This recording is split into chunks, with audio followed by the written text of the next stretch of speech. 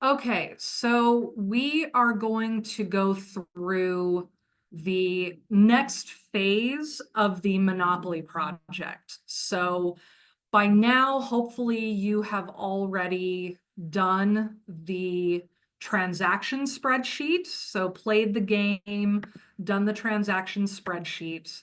Um, and then we are going to go into from their journal entries and then into T accounts and then into the trial balances as well as financial statements. At this phase, with the information that we've already gone through in class, you should be able to complete nearly everything else, except for potentially the statement of cash flows. So my intention is to do one more session where we go through the financial statements, which will include that statement of cash flows. Now, you could prepare the income statement, the statement of retained earnings, and balance sheet. So we've already gone through those. But I'm going to do, like I said, probably one more session to go through each of the financial statements. So really my focus today is going to be on the journal entries, including adjusting entries, as well as the T accounts and the trial balances. I'm going to be using an example that I've used in a different class. So yours will look different than mine, and you may or may not have to record all of the adjusting entries that I'm going to show you. So some people may have all of these, some maybe only have one or two, okay?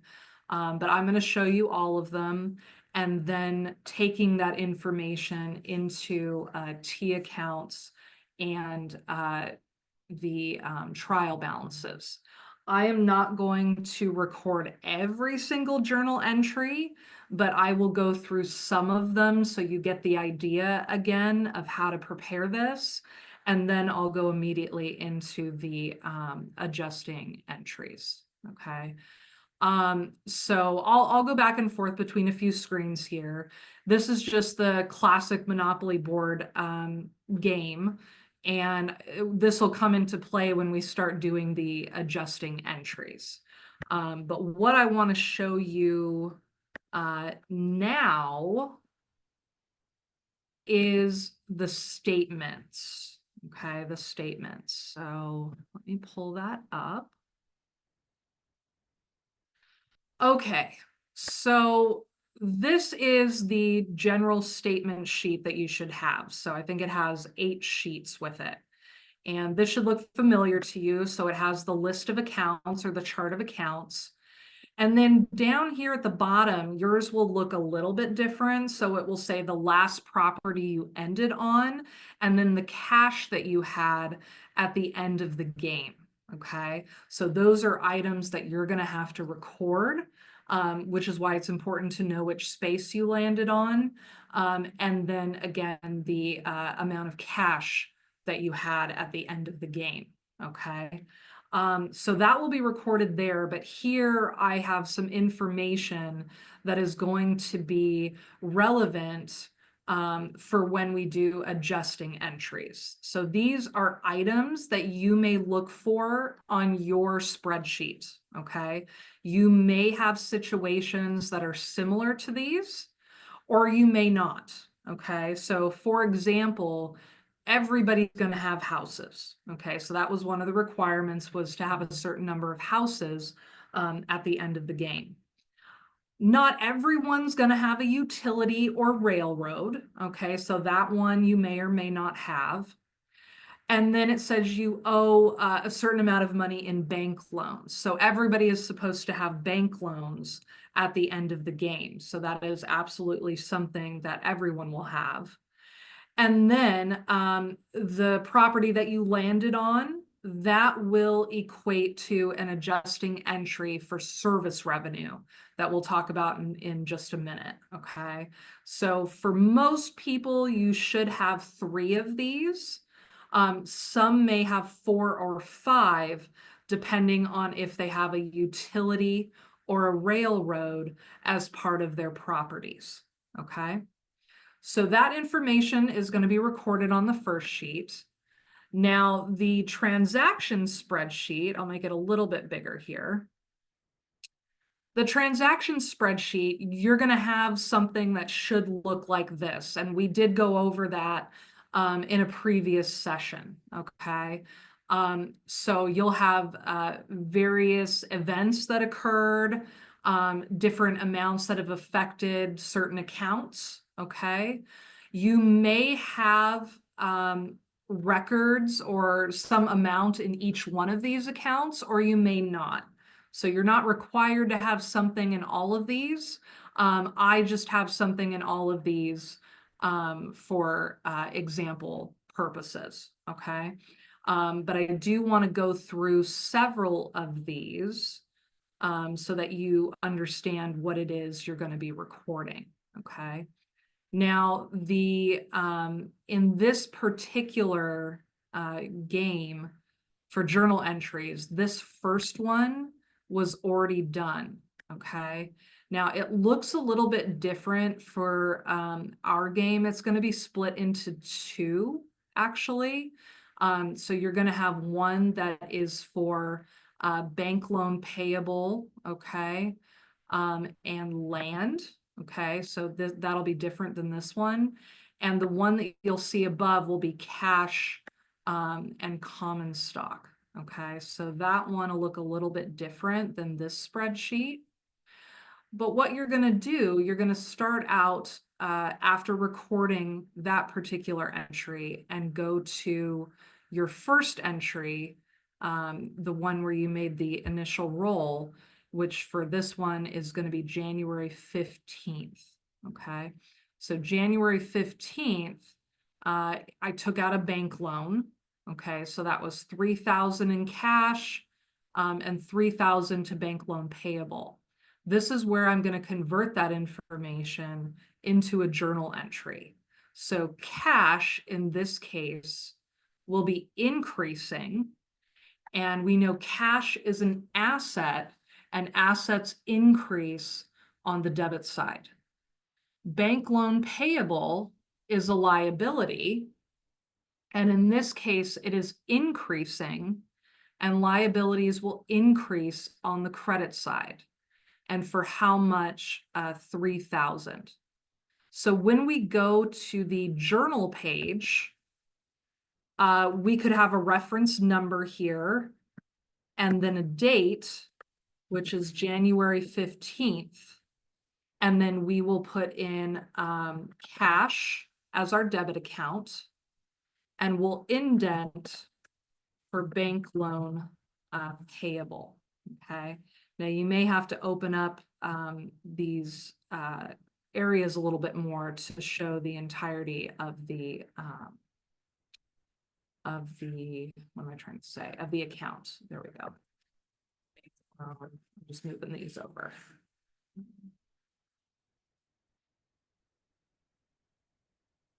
Okay. Now, 3,000 it was for the debit, and then 3,000 for the credit. So remember, when you record these, you have to have at least 2 accounts, and your debits and your credits have to be equal, and there are no negatives in journal entries. Okay, so different than what may be shown on your transaction spreadsheet. Okay, you do not have to do notes. So these, you can just do the accounts and move on. You do not have to do notes. Okay. All right, so the next one, if I go back to my transaction spreadsheet, it was on January 15th, and I purchased 2 houses for Vermont Avenue. So we see a negative 100 in cash and a positive 100 in buildings. So when I go to record this, my accounts are cash and buildings. Both cash and buildings are assets. In this case, cash is decreasing, right? We have a negative 100, so cash is decreasing, which should be on the credit side. And buildings have a positive 100, so we know buildings are increasing, so that is going to be on the debit side. Okay. So we go to our journal, January 15th, we have buildings as our debit account and cash as our credit account, and in the amount of $100.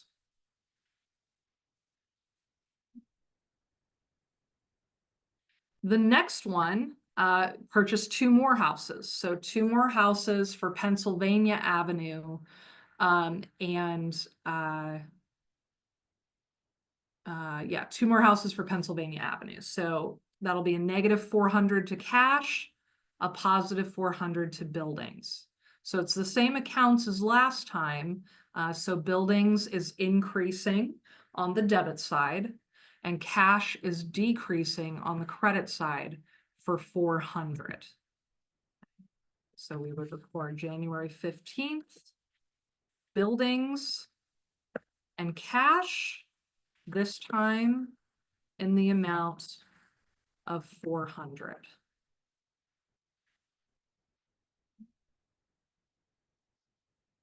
Next item, again on January 15th, purchased electric company. So in this case, the 2 accounts we have are cash and railroad and utility. Okay. Both of those are assets. In this case, cash is decreasing, so it's on the credit side, and railroad and utilities is increasing, and that is on the debit side, and the amount is for 150. So we go to our journal, there it is, January 15th, railroad and utilities and cash in the amount of 150.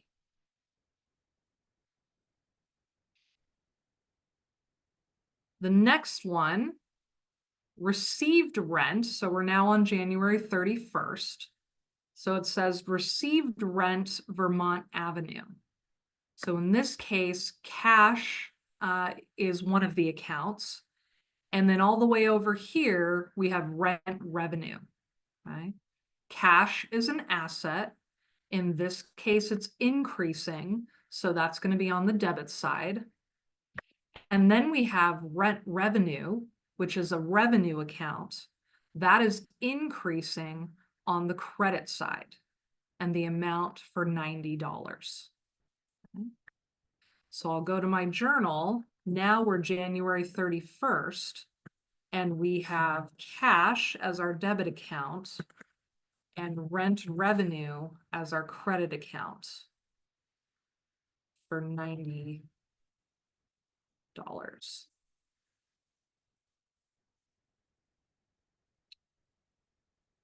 The next one, we paid rent on Tennessee Avenue. So now we're paying rent, we're not receiving rent. So that would be a negative $14 for cash, and over here a negative 14 for rent expense. Okay. Cash is an asset. In this case, it's decreasing. So that would be on the credit side. And rent expense is an expense account. Now, even though this is a negative figure, this is considered a new expense for us. Thus, this account, even though it's showing a negative, is going to be increasing, and that would be on the debit side. So anything you see here that's negative in expenses, so rent expense, tax expense, miscellaneous expense, even though they're showing as negatives here in your transaction spreadsheet, they are all increasing accounts, okay? So keep that in mind when you're recording. So an expense account that increases will do so on the debit side. Okay. So that was also January 31st. And we have rent expense and cash for $14. Again, no negatives in your journal. All right, the next one, purchase 2 houses for Vermont Avenue. Okay, 2 houses for Vermont Avenue. And just so you know, I'm going to go down to number 13 here. So I'll record all the way down to number 13 there.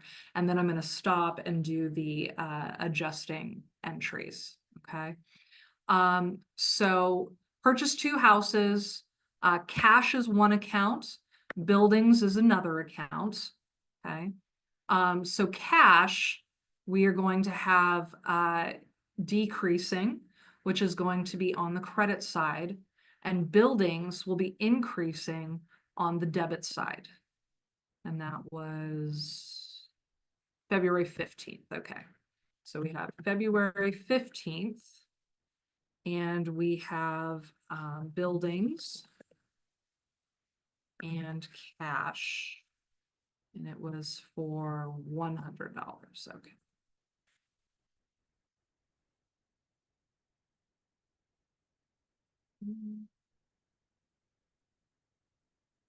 Number 9, received get out of jail free card. Now, I had advised everybody, take these out in your game, right? But if you chose to play with get out of jail free card, and you actually had that, I have that listed here. So it's other asset and it's miscellaneous revenue. Okay, so other asset and miscellaneous revenue. So the other asset in this case is increasing by $50. So that would be on the debit side. And then miscellaneous revenue is increasing, and that would be on the credit side for $50. So February 15th, right? Was it the 15th or the 31st? Yeah, still the 15th. Okay. So February 15th, we have other, right? That's our asset, other. And then we have miss revenue in the amount of $50.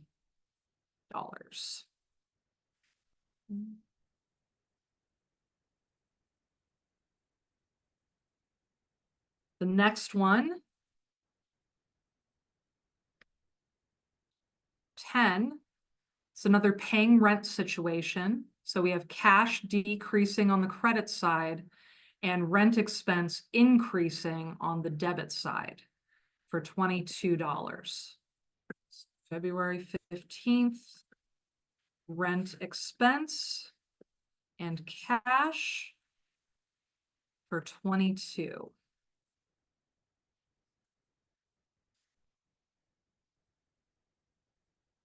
Number 11.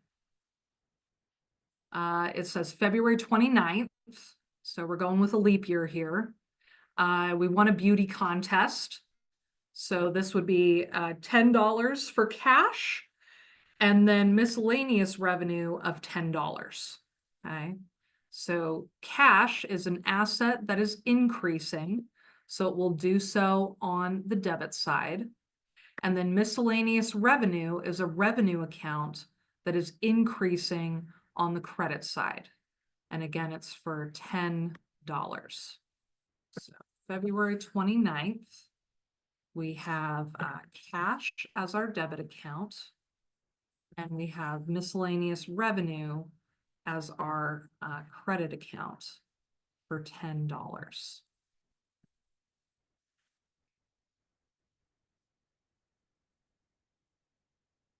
Next one, March 15th, received inspection service fees. So we passed go, okay? So we had a positive 200 to cash, And now we're having service revenue of $200. Okay. So cash in this case is increasing, which would be on the debit side. And we have service revenue, a revenue account that is increasing, which would be on the credit side. Okay. So we'll record this. March 15th, cash and service revenue for 200.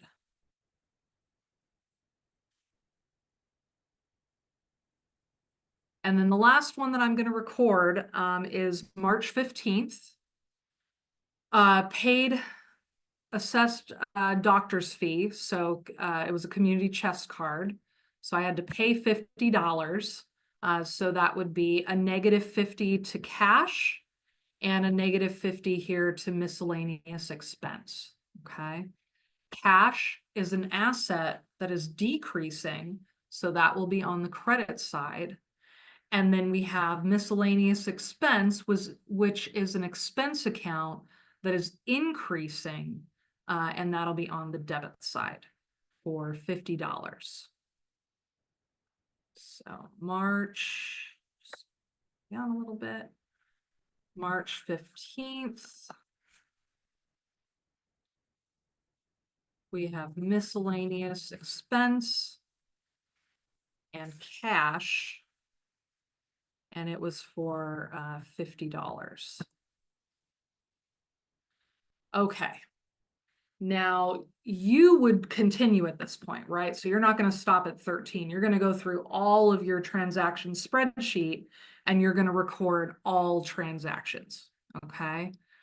Now you're not done with your journal at that point. Okay. So even after you've recorded everything on the transaction spreadsheet, you're still asked to do a few things for adjustments.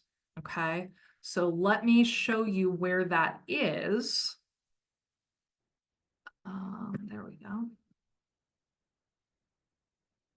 So this is in the modified rules, okay? So you can find that in Canvas. And it tells you, it's this section in the rules that talks about adjusting entries and depreciation, okay? So you're going to want to come to this section and make sure that you've done all the adjusting entries that are required of you, okay? That will vary based on what you have and where you landed, okay? So it says you're required to make adjusting entries for revenue earned from the last space you landed on in the game. You get $5 per space, okay? So that's where that first page where you recorded what space you landed on comes into play, okay? Now, I said that I had landed on Pacific Avenue. Okay, I believe that's what I said. Let me check. Yes. Okay, so I had said that I landed on Pacific Avenue, okay, for mine, which would be this space over here. Now, every space around the board is $5. Okay, it's $5. So for me, I haven't gone fully around the board, and I only collect money when I pass go or land on go. Okay, so this is inspection fee money for properties inspected but not yet paid. Okay, so this is an adjusting entry for that. So if we went around the board there, okay, and we landed on Pacific Avenue, we are coming up short by 9 spaces, basically. So we're 9 spaces short. So on Pacific Avenue, I am owed $155. Okay. So I don't get paid all my money until I land on go or pass go, but I earned all from here, all of these spaces I've earned. Okay. So I have to record that adjusting entry for service revenue that I have earned, but hasn't yet been paid. So if we go look at our accounts on this first page here, we have to determine which accounts we are going to use for that adjusting entry. So one of those is going to be service revenue, because again, revenue is earned when you have provided a product or service, which we have done. We have provided the service. It is not dependent on when we are paid, okay? The other account is service revenue receivable. So we have not yet received this money, but we will, okay? So we're owed the money. We haven't yet paid the money, okay? We haven't been paid the money yet, okay? So service revenue receivable. So when I go to record this, and again, this would be at the end of the year. So for us, that's going to be what, June 30th, I believe. We are going to record service revenue and service revenue receivable. So service revenue receivable is an asset that is increasing, which would be on the debit side. And service revenue is a revenue account that is increasing on the credit side. So when we record this, service revenue receivable and service revenue, we will record for the amount owed, which in my case, because I landed on Pacific, is $155. Your amount will be different if you landed on a different property. Okay. All right. The next adjusting entry, can you, let me just make sure you can see this. Yes. So the next adjusting entry, go back to the rules. It says you also must record any interest owed on the final bank loan amount at 5% interest rate. So we are drastically simplifying interest here, okay, which is okay, right? We don't need to do the compounding formula for interest or anything like that.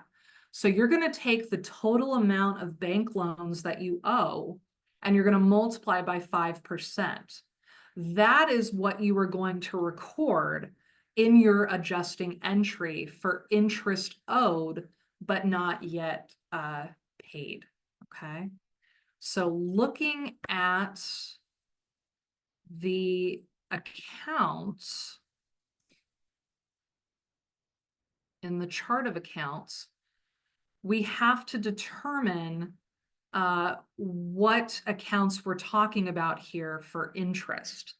So interest, again, it's interest owed, not yet paid, okay? So that would signal to us a payable, so interest payable, and the other account being an expense to our business, interest expense. Okay, so those are the two accounts that we're going to use. Interest expense is an expense account that is increasing on the debit side, and interest payable is a liability account that is increasing on the credit side. Now, for how much? So this is where you go to your bank loan payable category. And at the bottom, it tells you how much you owe. So in my case, I owe $5,500 in bank loans. So to figure out the interest rate, I'll take the $5,500 multiply by the 5%. That gets me $275. So 275 is what I'm going to record here. So we have interest expense as our debit account because it's increasing, and interest payable as our credit account because it's also increasing. And for me, it's going to be 275. So everybody's going to have those. Okay. All right. let's take a look at the next possible adjusting entry. It then says you will record depreciation at the end of the year at a 5% rate based on the advertised bank purchase price of the building, utility, or railroad. This is not necessarily what you paid for the asset. Remember, for depreciation, you will ignore when you actually purchase the property and will assume you had the property the entire year. For example, if your building values total $1,000, you will owe 5% of that in depreciation or $50. The $50 would be recorded. So this is where you're going to have to do the depreciation calculation at 5%, but everybody's going to have buildings, but only some of you may have utilities or railroads, okay?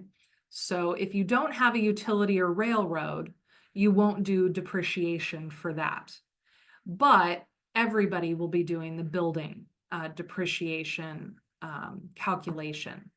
Do not put these together. They should be separate entries if you have those items. So utility and railroad can go together. That's okay. But buildings should be separated from that. So let's go look at our chart of accounts first. Again, we know we're all going to do buildings, so let's go see what that would be for depreciation for buildings. Okay. So we have here depreciation expense. Okay. And then in our asset category, again, because we have just accumulated depreciation, that would be accumulated depreciation for buildings. Okay, so those are going to be our two accounts. So depreciation expense and accumulated depreciation buildings. Depreciation expense is an expense account that is increasing, which would be on the debit side. Accumulated depreciation for buildings, that is a contra asset account. It's contrary to buildings, that is increasing on the credit side. Now, for my information, the buildings are, again, your houses. And I said I had 6 houses at the end of the game equaling $600. For you, you're going to go look at your building column and you're going to see what the total amount here is at the bottom. Okay, that is what you're going to use to compute depreciation. So for me, it's 600 multiplied by 5%, which is $30. So when I go to record this, I have depreciation expense. Bring this up a little bit. Depreciation expense. And then I have accumulated depreciation buildings. And again, you can open these up if you need to. Okay. And it's for the amount $30.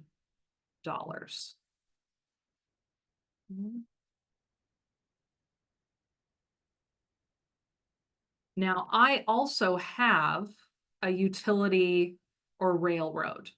Okay, that was up here on that 5th entry. So I do have a railroad or utility. I have a utility. So I'm also going to have to compute depreciation for that utility. So when I go to the chart of accounts, I'm still going to use depreciation expense, except now the accumulated depreciation is for railroad and utilities. Okay. So, and then this information I just gave here in this, but you would go to your transaction spreadsheet to see what the total amount was here in railroad and utilities. So computing that, I have the 150 multiplied by 5%, which is $7.50. Okay. Round to the nearest cent if you get any cents in your calculations. Okay. So when we record this, We have depreciation expense as our debit account. And accumulated depreciation, in this case, railroads and utilities. And it is for $7.50.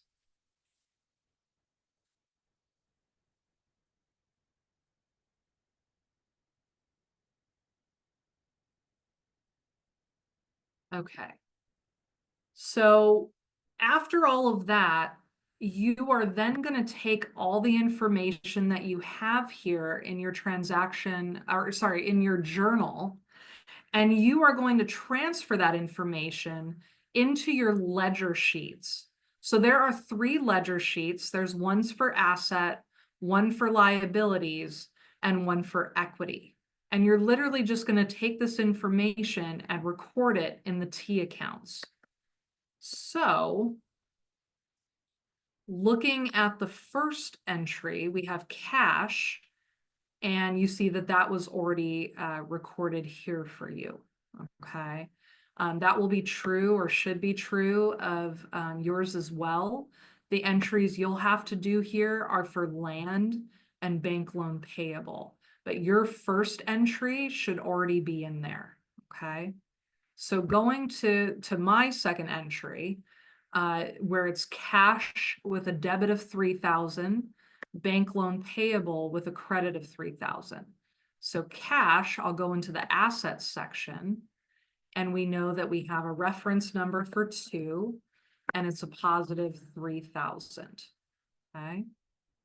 We also know that we have bank loan payable with a credit of 3,000. So in our liabilities on the credit side, we will put in 3,000. You will notice the amounts are changing down here. Okay, so that should hopefully help you when you do the trial balances. Okay, and you're just going to move all that information. So that was number 2. Number 3, buildings 100, cash 100. Okay, so we'll go into our assets, and we see buildings had a positive 100. And again, we put in the reference number there. Okay. And cash here had a credit of 100. You'll notice down here at the bottom for cash, it's doing the accumulation for you, which will be nice again when you do those trial balances. Okay.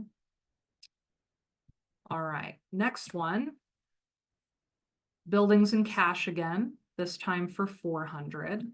So buildings had a positive 400, and cash had a credit of 400.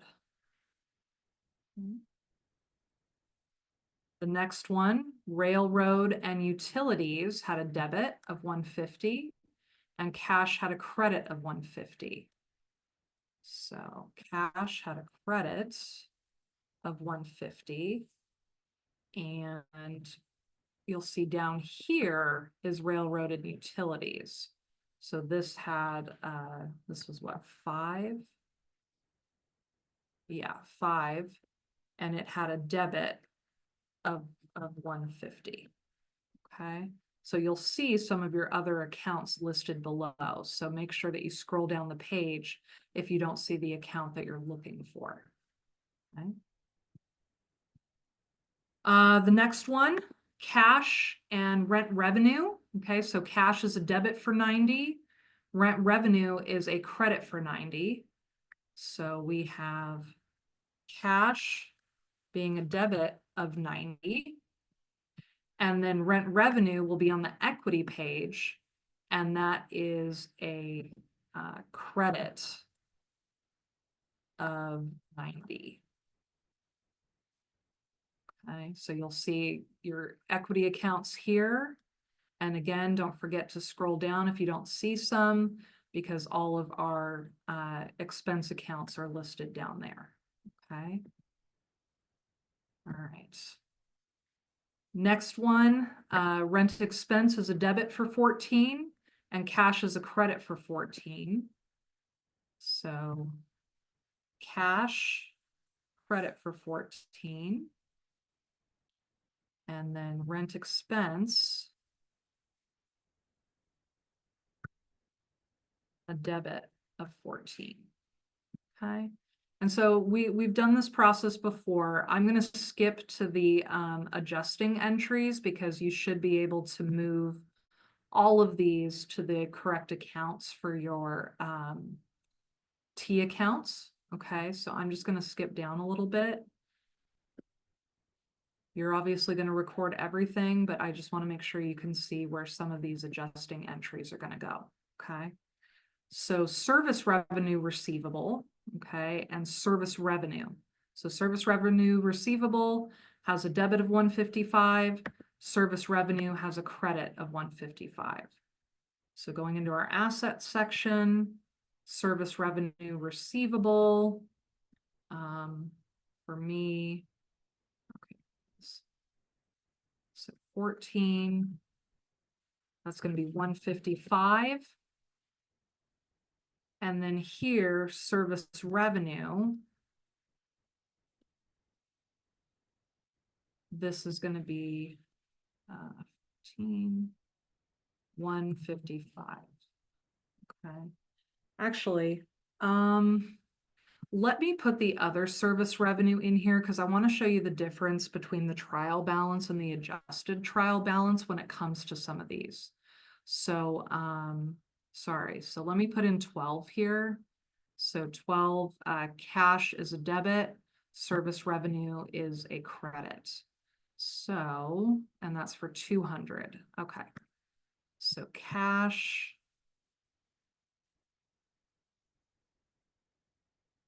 200, and then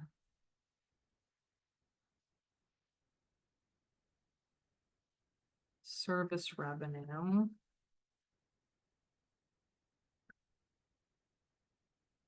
Okay, because I want to show you what the difference looks like for that because it does matter when it comes to the trial balance and the adjusted trial balance. Okay, interest expense, interest payable. Okay, so interest expense 275 debit, and then interest payable 275 credit. So interest payable 275 credit, interest expense 275 debit. Then we have our depreciation. So depreciation expense, 30 for buildings, 750 for railroad and utilities. Okay.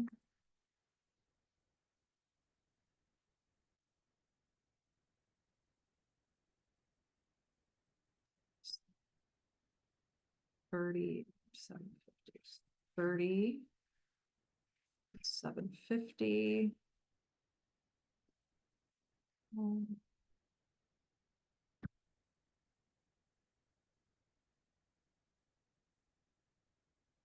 And then we have accumulated depreciation, which again is down here near the bottom. That's 16, 17. So this will be 750.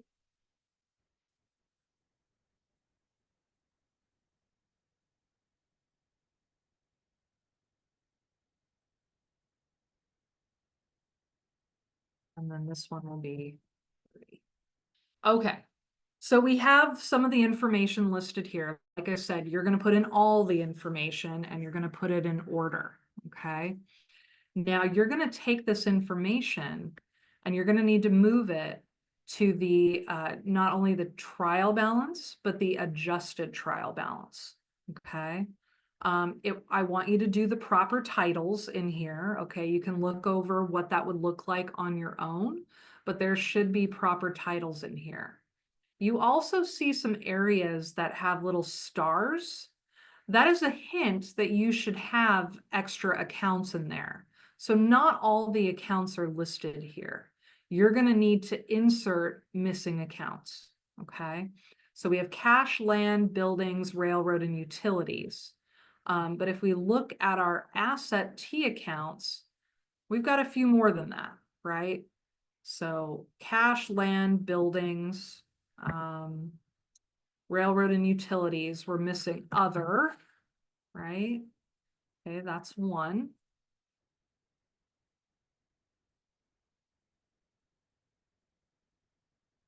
We are missing service revenue receivable, accumulated depreciations. So service revenue receivable. Again, you may have to open these up a little bit. And then accumulated depreciation, buildings, accumulated depreciation, railroad, and utilities. Okay. Same is true where it comes to under bank loan payable, so we're missing interest payable. And then finally, the expenses, we are missing depreciation expense and interest expense.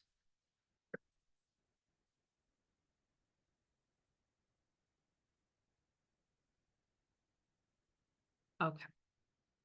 So now that we have all the figures, okay, now that we have all the figures, we are going to first put our information in the trial balance, okay?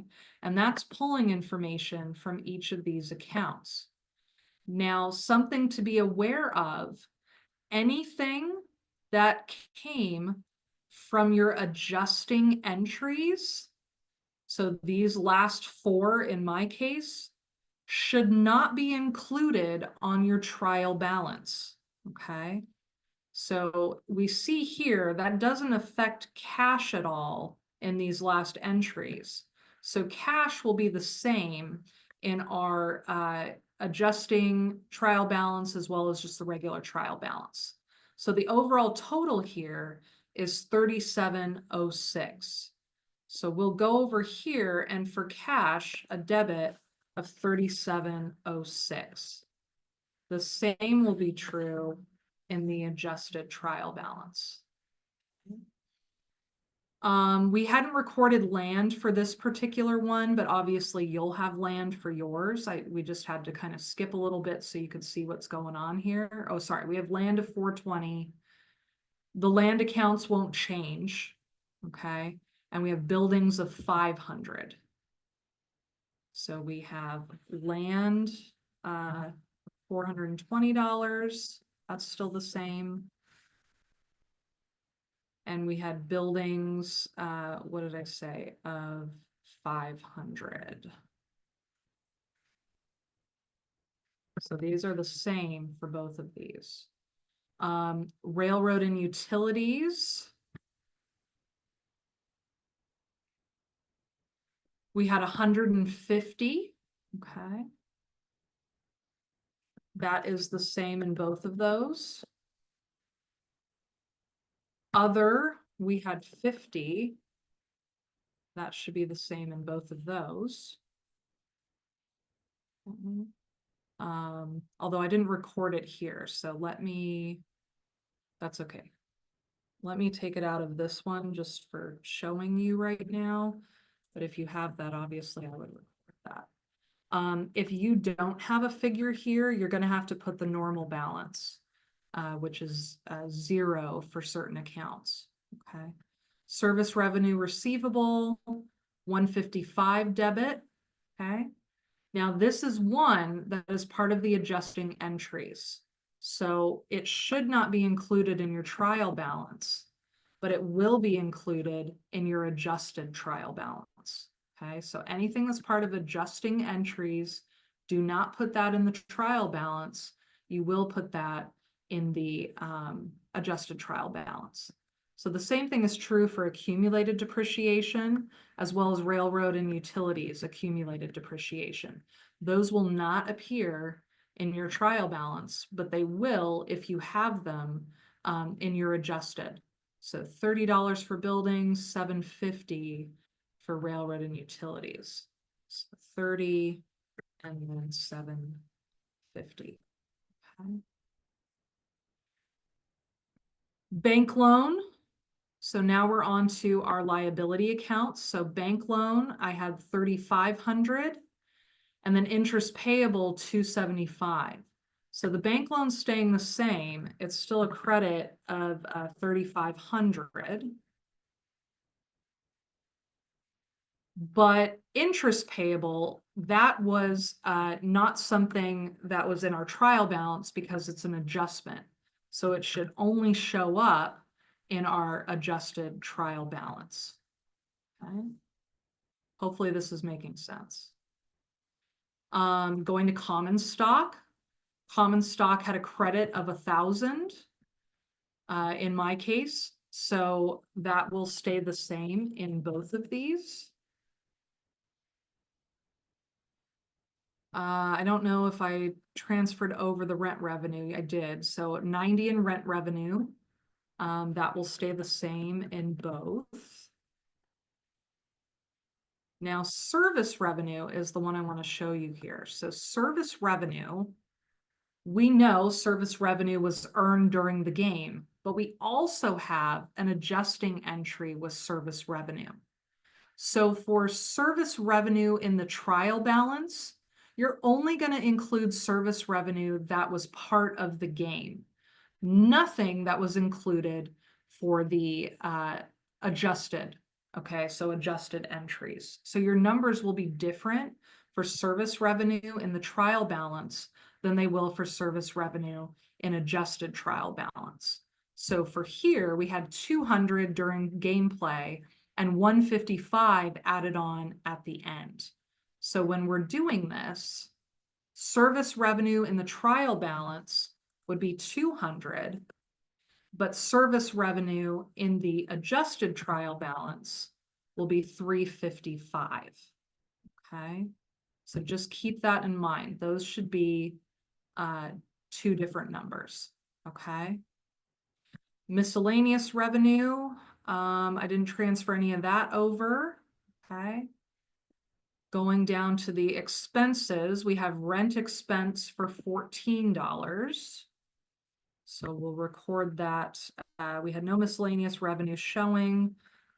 So that's 0 in both of these. Rent expense, I said, was $14. That would be the same in both. Tax expense, I don't think I did that one to show you. Miscellaneous expense, we didn't have that one either.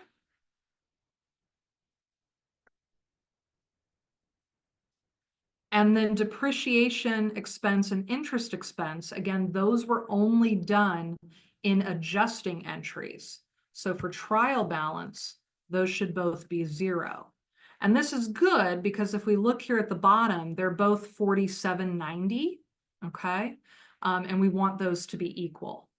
Now here for depreciation expense, we have a total amount of 3750. Okay, so we're going to go ahead and record that here, 3750. Okay, and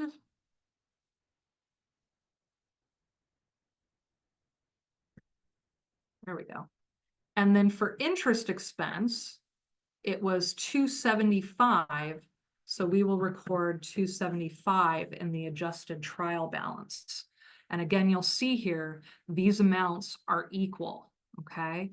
If they're not equal, something went wrong, okay? Now this adjusted trial balance is what you're gonna carry forward to your financial statements. So you see here the shells of 4 financial statements. You need to fill in the information in each of these statements. The only one you won't be able to fill in right now is the statement of cash flows.